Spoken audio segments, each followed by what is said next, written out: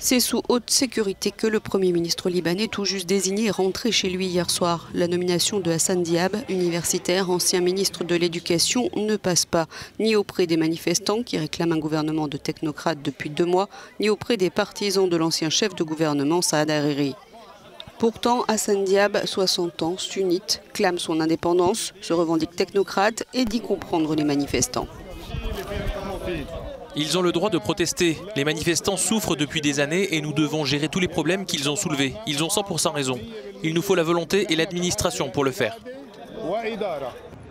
Les manifestants campaient toute la nuit en bas de l'immeuble où il habite à Beyrouth. Peu connu des Libanais, cet universitaire n'est membre d'aucun parti, mais il a été soutenu par le mouvement chiite Hezbollah et Amal, ainsi que par la formation chrétienne du président Aoun pendant le processus de désignation. Pas par le principal parti sunnite de Saad Hariri, et ces manifestants ne le croient pas capable de diriger le pays.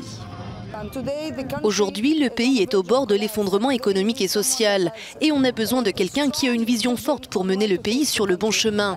On n'a pas besoin qu'ils nomment un sunnite juste parce qu'ils doivent nommer un sunnite.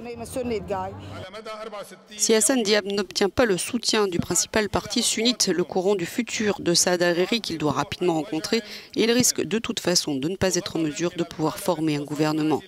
Dans la nuit, les manifestations de colère à son encontre ont pris de l'ampleur à Beyrouth, mais surtout à Tripoli, où des manifestants ont bloqué les routes et appelé à une grève générale alors que les écoles restaient fermées.